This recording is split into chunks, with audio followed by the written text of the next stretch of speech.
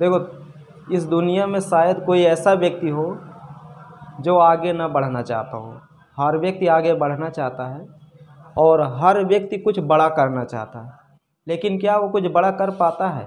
तो नहीं कर पाता। उसके पीछे कहीं ना कहीं मेन कारण ये होता है क्योंकि उस व्यक्ति को डीमोटिवेट बहुत जल्दी लोग कर देते हैं, और जब वो व्यक्ति डीमोटिवेट हो जाता है तो वो फिर व्यक्ति आगे कुछ नहीं कर पाता।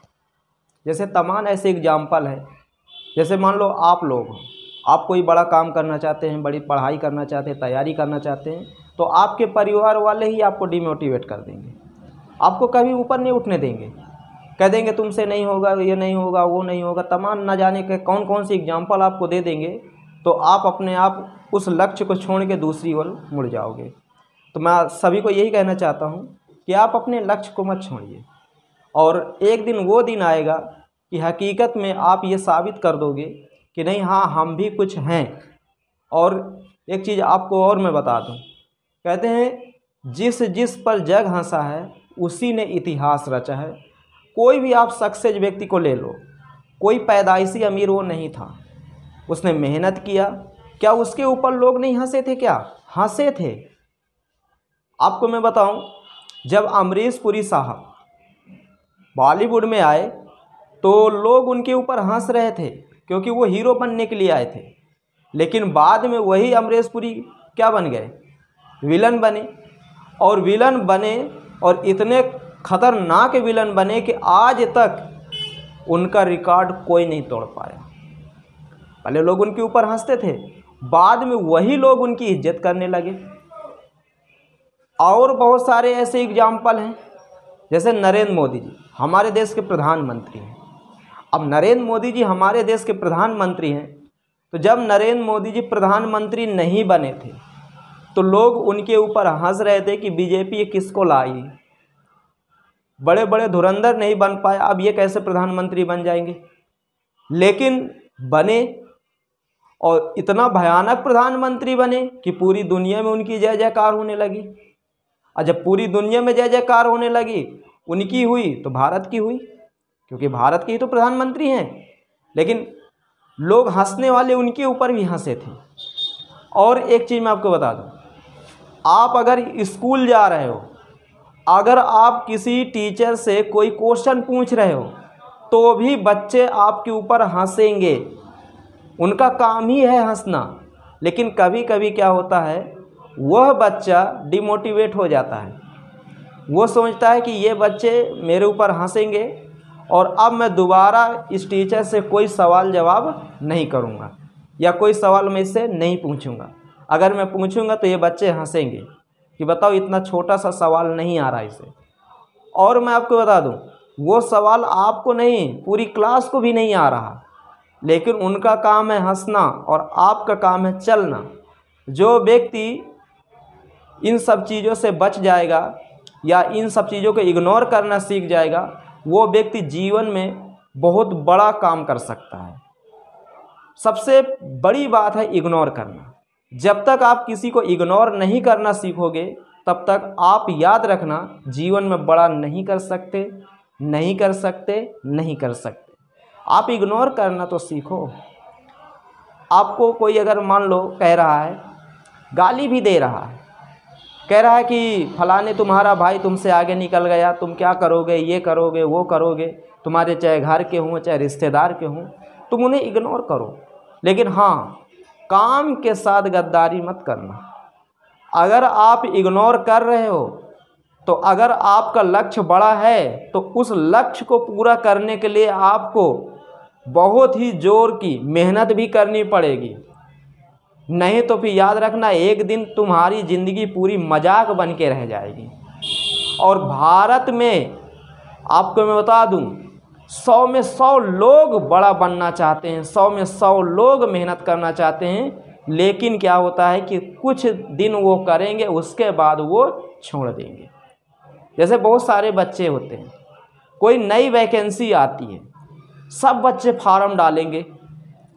अब जब वो फार्म डालते हैं तो क्या सब बच्चों को हो जाता है? क्या नहीं होता। उसका कारण ये होता है, एक तो वैकेंसी कम निकाली जाती है, दूसरी बात एग्ज़ाम बहुत टफ कर दिया जाता है। तीसरी बात, जो बच्चे फार्म डाले हैं तो क्या सब बच्चे तैयारी करके बैठे हैं क्या? उसमें से कुछ बच्चे घर में अपना घर का काम कर रहे हैं, कुछ बच्चे दुकान में काम कर रहे हैं, कुछ बच्चे दिल्ली, बम्बई, सूरत में काम कर रहे हैं, लेकिन फार्म सब डालेंगे। और जब फार्म सब डालेंगे, पेपर भी सब देंगे, लेकिन जिनका होना है उन्हीं का होगा, जो अच्छी मेहनत किया है उसी का होगा। अब वो कह दें कि हमारी किस्मत में ये चीज़ नहीं बना इसलिए नहीं हुई, तो भैया तुम लोग मेहनत नहीं किए तो कैसे मिल जाएगी भाई का? जैसे मान लो हमारे सामने भोजन रखा है, अब भोजन हमारे सामने रखा है, अब हम कह दें कि ये भोजन हमारे अंदर जा ही नहीं रहा, हम ये तो कहें ये भोजन हमारे अंदर जा नहीं रहा। भैया भोजन तभी हमारे अंदर जाएगा जब उस भोजन को हम हाथ से उठा के अपने मुंह तक लाएंगे, तब तो जाएगा। और जब हम उसे उठा के लाएंगे नहीं तो कैसे अंदर जाएगा? क्या उसके हाथ पैर लगे हैं क्या? तो वैसे ही अगर कोई व्यक्ति कोई भी काम कर रहा है तो अगर वो उस काम को समय नहीं देगा तो कैसे उस काम को पूरा कर पाएगा? बहुत सारे बच्चे क्या होते हैं, कहेंगे हाँ हम इस चीज़ की तैयारी कर रहे हैं, लेकिन घर में पढ़ते नहीं हैं।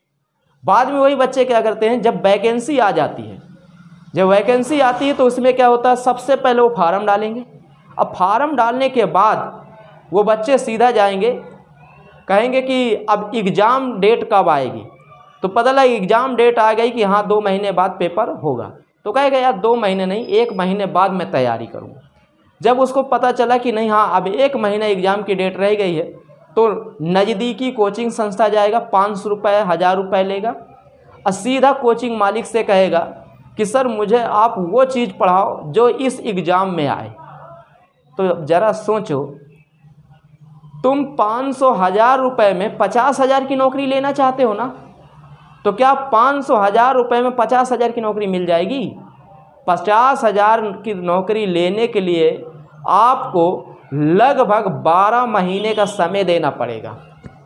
पैसे की तो बात अलग है, जब आप 12 महीने का समय दोगे तब जाके आपको 50,000 की नौकरी मिलेगी, ऐसे आपको 50,000 की नौकरी नहीं मिलेगी।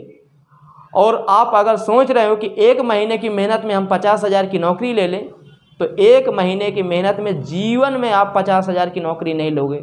यहाँ आदमी आपको अगर 1,000 रुपये ब्याज में देता तो 10 रुपये सैकड़ा जोड़ देता है, और गवर्नमेंट आपको अगर 50,000 रुपये की नौकरी फ्री में दे रही है, तो फिर बताओ तुमसे कितनी मेहनत लेगी? क्या आपको 1 महीने की मेहनत में वो नौकरी दे देगी? जीवन में 1 महीने की मेहनत में आपको वो नौकरी नहीं मिल सकती।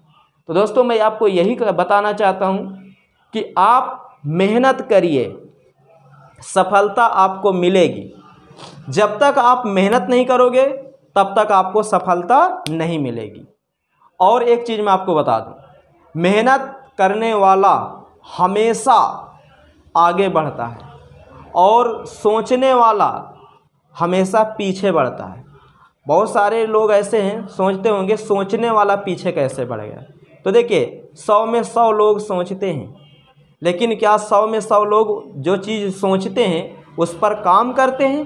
तो ऐसा बिल्कुल नहीं है। बच्चे क्या करते हैं कि शुरुआत में जैसे आज मान लो मोटिवेट किया गया, उन्हें कहेंगे आज हम पढ़ेंगे, 1 घंटा नहीं 2 घंटा नहीं 3 घंटा खूब पढ़ें। फिर दूसरे दिन क्या होगा कि उसका रेशियो जो होता है वो डाउन हो जाता है, फिर तीसरे दिन और डाउन। इस तरह बच्चे करते हैं। आप 1 घंटा नहीं आप आधा घंटा पढ़िए, लेकिन ईमानदारी से पढ़िए, तो आप बड़ा से बड़ा एग्ज़ाम फाइट कर सकते हैं। आप अगर 10 घंटा पढ़ रहे हैं, ईमानदारी से नहीं पढ़ रहे हैं, केवल दिखाने के उद्देश्य से पढ़ रहे हैं, तो आप छोटा एग्ज़ाम आप फाइट नहीं कर सकते। और हाँ, मैं उन तमाम विद्यार्थियों को कहना चाहता हूँ कि आप लोग किताबें पढ़िए। सबसे ज़्यादा किताबें बहुत अच्छी चीज़ है, नौकरी दिलाने का एक बहुत अच्छा रास्ता है। आप ऑनलाइन कोर्स लीजिए, हम इसके खिलाफ़ नहीं, लेकिन एक चीज़ मैं आपको बता दूं, ऑनलाइन जो बच्चे पढ़ते हैं केवल 20% बच्चा ऑनलाइन का पढ़ा हुआ सक्सेस होता है, और 80% लड़का ऑनलाइन का पढ़ा हुआ सक्सेस नहीं होता। उसका पीछे कहीं ना कहीं कारण देखिए। अब ऑनलाइन आप कोर्स ले लिए तो ऑनलाइन कोर्स में क्या होता है, आपको लिमिटेड दिया जाता है, आपको भरपेट नहीं दिया जाएगा। भरपेट आपको ऑफलाइन में मिलेगा। आपके जो डाउट होंगे वो ऑफलाइन में जितना अच्छे से क्लियर होंगे उतने अच्छे से ऑनलाइन में वो डाउट क्लियर नहीं होंगे। और एक चीज़ मैं आपको और बता दूं, आप ऑनलाइन कोर्स तभी लो जब आपका ऑफलाइन कोर्स पूरा पढ़ गया हो, तब तो आपको ऑनलाइन कोर्स समझ में आएगा। अन्यथा आपको ऑनलाइन कोर्स कभी जीवन में समझ में नहीं आएगा। पता लगा आप शुरुआत में तो 2-3 क्लासें उनके लिए अच्छी लगी, उसके बाद थोड़ा जब टफ आया कोई सवाल तो उसमें क्या हुआ कि आप क्या सोचने लगे कि यार ये सवाल तो समझ में नहीं आ रहा, पूछे तो किससे पूछे। तो अब जब पूछे तो किससे पूछे, आप उसमें कमेंट भी कर रहे हैं। तो कमेंट ज़रूरी नहीं कि वो टीचर आपका कमेंट पढ़े, बहुत कम पढ़ते हैं। पता लगे 1000 बच्चा ऑनलाइन में, 10,000 बच्चा ऑनलाइन में, तो किसका किसका कमेंट पढ़ेगा। 30 मिनट, 40 मिनट, 50 मिनट की क्लास में अगर वो 1000 बच्चों का कमेंट पढ़ेगा तो घंटा तो उसका ऐसे निकल जाएगा। तो आपको समझाएगा क्या।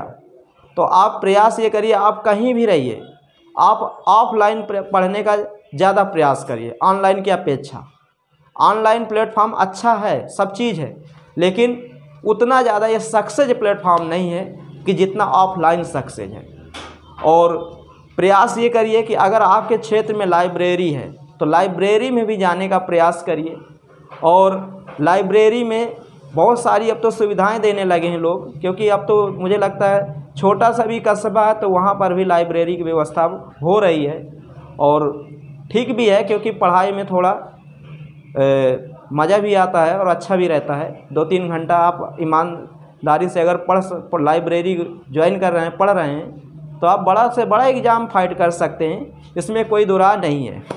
और हाँ, एक चीज़ मैं आपको और बता दूँ, जितनी भी बड़ी बड़ी कोचिंग हैं चाहे जहाँ हो, देखिए 19-20 हर जगह पढ़ाई बराबर होती है, चाहे छोटा शहर हो और चाहे बड़ा शहर हो।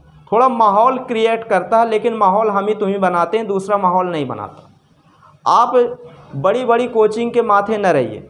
बड़ी बड़ी कोचिंग में क्या होता है कि आप वहाँ गए, पता लगा 1000 लड़कों की भीड़ है, आप वहाँ पीछे बैठे, टीचर आगे पढ़ा रहा है, तो ज़रूरी है कि आप वहाँ डाउट क्लियर कर सकते हैं। अगर आप बहुत कमज़ोर हैं तो आप सबसे पहले प्रयास ये करिए कि कोई छोटी कोचिंग जहाँ कम बच्चे हों वहाँ पर आप जाइए, ताकि आपको अंदर जो भी डाउट है तो टीचर से डायरेक्ट आप बात कर सकते हैं। और जब आप टीचर से डायरेक्ट बात करना सीख जाओगे तो समझ लीजिए कि आपका 50% कोर्स कंप्लीट हो गया। भाई आपको कोई सवाल नहीं आ रहा, तुरंत आप पूछ रहे हैं, वो बता रहा तुरंत, क्योंकि उसके पास बच्चे कम हैं, उसे बताने में कोई दिक्कत नहीं होगी। और धीरे धीरे धीरे धीरे धीरे आपका जो मस्तिष्क है ये बढ़ता चला जाएगा। और एक दिन आप जो बड़ी कोचिंग में लड़का पढ़ता उससे जल्दी सिलेक्शन ले लेंगे, आप ये कहिए। तो दोस्तों, ये जानकारी मैं आपको दिया अपने माध्यम से, इसमें जो गलती हो माफ़ करना।